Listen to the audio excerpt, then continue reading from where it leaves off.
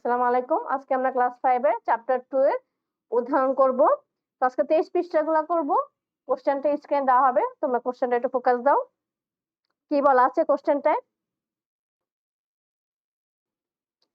তো কোশ্চেনটা আমরা একটু পড়ি কি লেখা আছে। প্রথম কোশ্চেনটা, আমির, হেলাল, ফাতেমা এবং জামিল 4 ভাই বোন মিলে তাদের বাসার জন্য আসবাবপত্র কিনতে একটি দোকানে গিয়েছিল।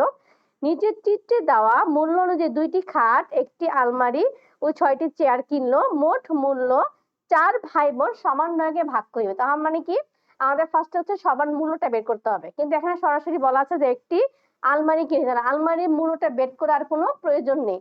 তো আমরা লিখবো দেওয়া আছে একটি আলমারির মূল্য এত টাকা। আমরা লিখি দেওয়া আছে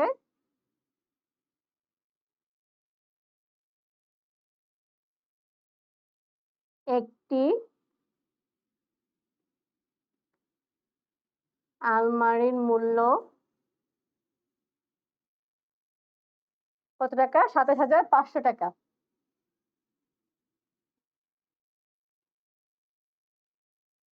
আবার একটি খাটের মূল্য, আমাদের 2টি খাটের মূল্য বের করতে বলা হয়েছে 16,450 টাকা। সুতরাং 2টি খাটের মূল্য, তাহলে আমাদের কি বের করতে হবে? অবশ্য অঙ্কটা কি হবে? বেশি হবে, যেহেতু 2টি কথা বলা হয়েছে। তাহলে আমরা গুণ করব। 16,450 গুণ 2 এত টাকা। অবশ্যই এগুলা রাফটা সাইডে লিখে দিবে, অঙ্কটা করে দেখিয়ে দিবে হিসাবটা, যাতে ম্যামরা বুঝতে পারে যে তোমরা নিজ যোগ্যতা করেছো। তাহলে আমরা এখন কি করব? 2 শূন্য শূন্য, 5 দুগুণে 10 শূন্য, হাতে আছে 1, 4 5 4 দুগুণে 8, হাতে রেখে 9, 7 দুগুণে 12, 2, হাতে আছে 1, 2 1 হাতে 3। তাহলে আমাদের কত আসতেছে? 2টি খাটের মূল্য 32,900 টাকা। লাস্টে কি বের করতে হবে? 6টি চেয়ারের মূল্য। তাহলে আমরা এখন লিখবো এখানে এবং, আমরা এই পাশে করি, কোশ্চেনটা সরিয়ে দেই। এবং একটি চেয়ারের মূল্য 2800 টাকা। সুতরাং 6টি চেয়ারের মূল্য অবশ্যই বেশি হবে, তাহলে আমাদের গুণ করতে হবে। আবার সাইডে আমরা করে দেখি, এই পাশে করি এখন। 2800 গুণ 6, 6 শূন্য শূন্য, 6 শূন্য শূন্য, 6 8 48, 8, হাতে আছে 4, 6 দুগুণা 12 আর 4 13, 14 15 16, 16,800 টাকা। তাহলে এখন আমাদের এই 3টা মূল্য কি করতে হবে? যোগ করতে হবে। সুতরাং একটি আলমারি,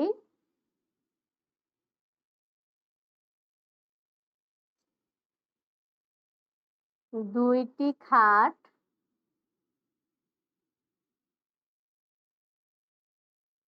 ও 6টি, এই লাইনটা জায়গা না নিচে লেখা যাবে, কোনো সমস্যা নেই। 6টি চেয়ারের মূল্য 27,500 যোগ 32,900 যোগ 16,800 টাকা। আমরা এখন যোগটা করি। আমরা এখন দাগ দিয়ে করবো। প্রথমটা শূন্য, তাহলে লিখি শূন্য, দ্বিতীয়টাও শূন্য লিখলাম, তৃতীয়টা কি আছে? 8 আর 9, 8 আর 9 কত হয়?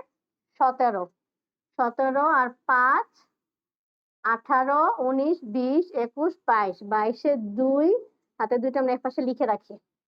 এখন কার সাথে করব? 6 আর 2 8, 8 আর সাথে কত হচ্ছে? 15, 15 আর 2 16, 17, 17 7, হাতে আছে 1।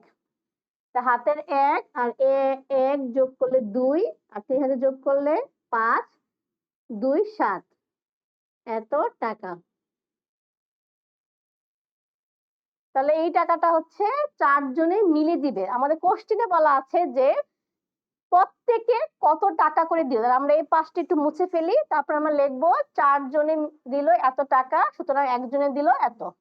অবশ্যই একজনটা কি হবে, কম হবে, কম হলে আমাদের ভাগ করতে হবে। আমরা লিখি,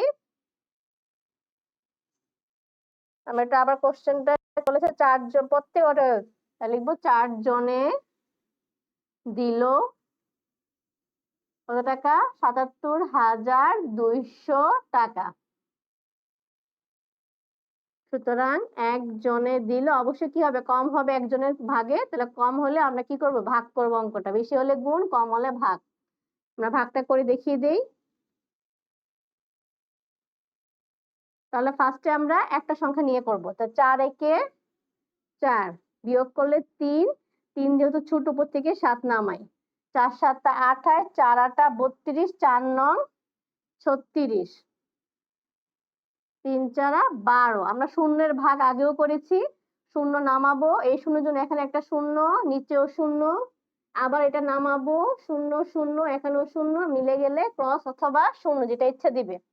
তাহলে একজনের ভাগে পড়ছে 19,300 টাকা।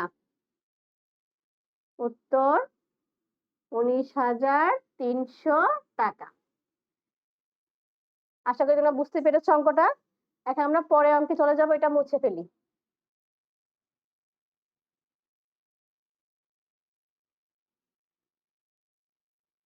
কোশ্চেনটা স্ক্রিন দেওয়া হবে, কোশ্চেনের দিকে আবার তাকাও কি বলা আছে পরেরটার ক্ষেত্রে।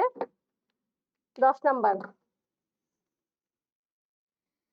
আয়েশা এবং আমেনার একত্রে 12,756 টাকা আছে। আমেনার চেয়ে আয়েশার 11,120 টাকা বেশি আছে।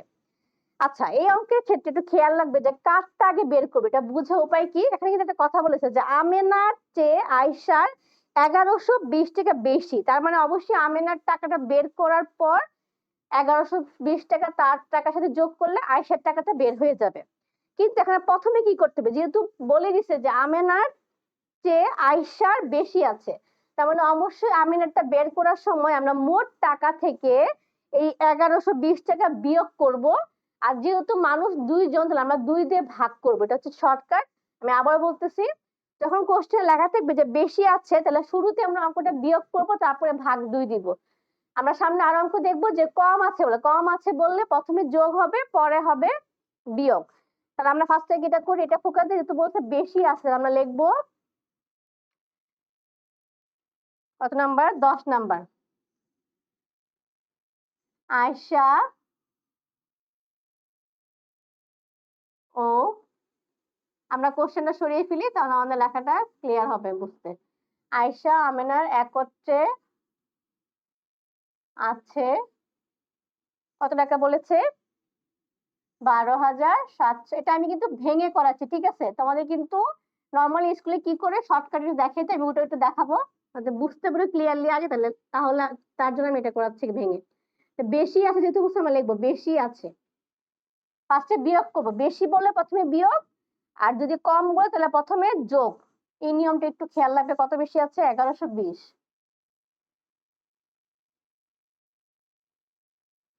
সুতরাং 2 জনের, এটা 2 জনেরটা ইকুয়াল বেরোচ্ছে, 2 জনের সমান আছে কত, 6 নামায় 5 থেকে 2 বাদ দিলে 3, 7 থেকে 1 বাদ দিলে 6, 1 1, এত টাকা। এখন আমরা লিখবো, সুতরাং আমেনার আছে, যেহেতু এটা 2 জনের টাকা, তাহলে অবশ্যই যদি আমি এটাকে 2 দিয়ে ভাগ দেই, তাহলে আমি আমেনার টাকা কিন্তু পেয়ে যাব। যদি আমি সহজ ভাষা বলি, 2 জনের আছে এত টাকা, সুতরাং একজনের আছে, অবশ্যই কি হবে, এটা দিয়ে ভাগ 2 হবে, আর আমার তো নাম লিখে করতে হবে। তাহলে আমেনার আছে 11,636 ভাগ 2।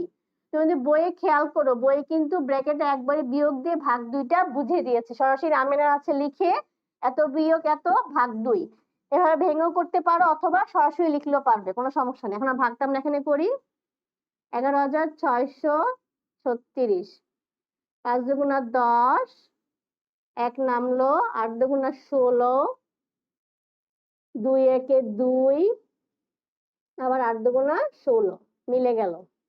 কত? 5,818 টাকা। এটা বের হলো আমেনার। তাহলে আয়েশাটা কি বের হবে?